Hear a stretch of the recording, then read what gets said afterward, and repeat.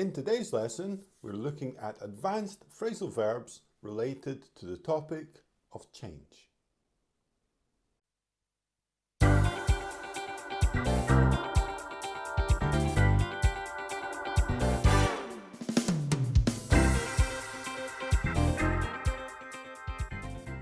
Hello and welcome to another video. My name's Alex. In today's lesson, we're going to look at 8 different phrasal verbs related to the topic of change. If you saw my live lesson last week about phrasal verbs, then you'll know that I spoke about different ways of learning phrasal verbs and grouping them, maybe by the verb, by the preposition or particle, or by topic. So that's what we're going to look at today, the one topic of change, and look at these 8 different phrasal verbs that we can use to describe different changes. So as we go through them, we're going to look at an example for each phrasal verb. We're going to look at the phrasal verb itself, the meaning of the phrasal verb, and also talk about different situations where we could potentially use it. So let's dive in and look at the first one. Okay, so we're going to start with our first example sentence, then we'll look at the phrasal verb that's in it. So the first one is, things really turned around once they hired a new manager. Things really turned around once they hired a manager. So I'm going to leave that there for a second, have a think about what this phrasal verb might mean. So we have the phrasal verb here, turn around. So the meaning of that is make something that is unsuccessful successful. So if we look at our example sentence again, things really turned around once they hired a new manager. In this context, it's about a company that wasn't doing too well and they hired a new manager. It turned around, things changed, and it became more successful. So it's to change something from being unsuccessful to become successful, turn it around. Also, we can use this with sports, sports teams, if they get a new coach, something like that, we could use it. And actually, we can use it to talk about your life as well. So you can talk about turning your life around. If your life's not going too well, so you turn it around and it becomes successful. Okay, so let's have a look at our second sentence. It is, he spends the whole weekend tinkering with his car. He spends the whole weekend tinkering with his car. So here we have the phrasal verb tinker with. Okay, it's a good phrasal verb. These are all advanced phrasal verbs, really going to help you to build your vocabulary, become more advanced in English. So what does this actually mean, tinker with? So this means to make small changes to something to try to improve it. So when we say he's tinkering with his car, maybe, if we're thinking about the scenario, the guy's got an old classic car and he's trying to change little things in the engine or the body or wherever, and he's trying to improve it just a little bit. He's tinkering with it. Also, you could tinker with things like a recipe. You have your favorite meal and you tinker with it. You add an extra little spice, you add some different vegetables, things like that. Or you could tinker with a plan. If you have a plan, again, a company or a study plan or something like that, and you tinker with it, you make small changes. You're trying to improve it, make it more effective. Good. Okay, our third sentence we have is, the takeover really shook up the way the company works. The takeover really shook up the way the company works. So in this case, we have the phrasal verb shake up. So with tinker, our last phrasal verb, we were talking about small changes, and this one is the opposite because it means we're making big changes to try to improve something. So again, similar in the meaning that you're trying to make improvements, but this time you're making big changes to try to improve something. Yeah. So shake up is to try to make big changes to something. Here, it's about the way the company works. It could be about systems, procedures, things like that. Those are the contexts where we could use shake up. Okay, and our fourth one that we're going to look at, the example sentence is, the hospital was turned into apartments. The hospital was turned into apartments.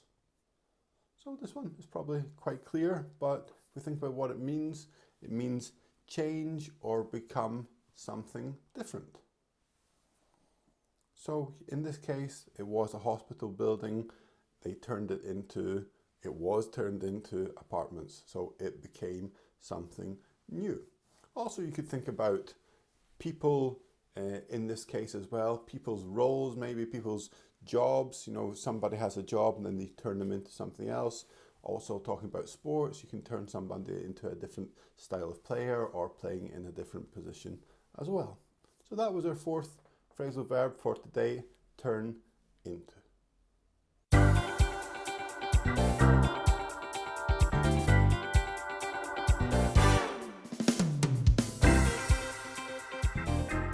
Okay, so our fifth example sentence with a phrasal verb related to change is, the new booking system didn't work, so we went back to the old one. The new booking system didn't work, so we went back to the old one. Okay, so the phrasal verb we have here is go back to. Go back to something. And the meaning we have here is to return to an earlier state. So in this example here, the organization implemented a new booking system, but it didn't work, they didn't like it, so they went back to the old one, they returned to the state before. Okay, and sentence 6 and phrasal verb number 6, he really perked up when he found out the next day was a holiday. He really perked up when he found out that the next day was a holiday. Okay, so here we have the phrasal verb perk up. So this means to change, to become more positive or to become more cheerful. Okay, so in this case, he really perked up. You know, maybe he wasn't feeling so positive. And then he found out, imagine the situation, you find out that tomorrow's a holiday, you don't have to go to school, you don't have to go to work, so you automatically become happier, you become more cheerful. Also, we can use perk up to think about figures and statistics as well. So if we're thinking about a graph and something's going down and then it perks up, so it means it goes up a little bit. Very similar meaning, but we can use it in this context as well. Okay, and our seventh one, let's bring the meeting forward to 2 so everyone can attend. Let's bring the meeting forward to 2 so everyone can attend.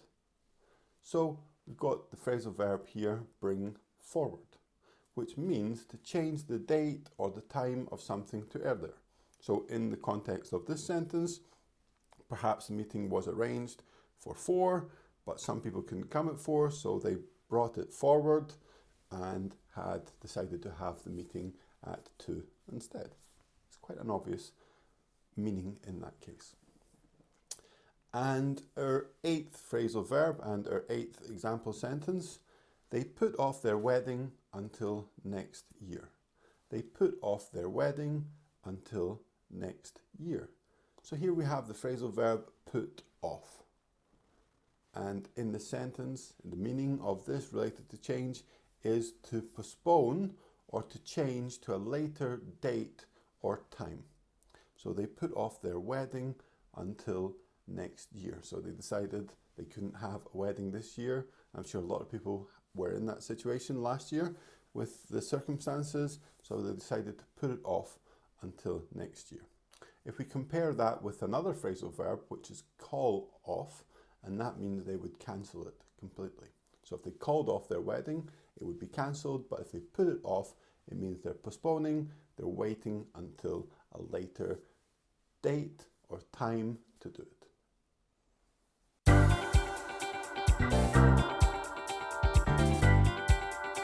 Feel free to try to practice these phrasal verbs with some example sentences. Write them in the comments. I'll let you know if they're correct. Thanks for watching today. I hope you liked the video. Please hit the like button. If you learned something new today, subscribe to my channel.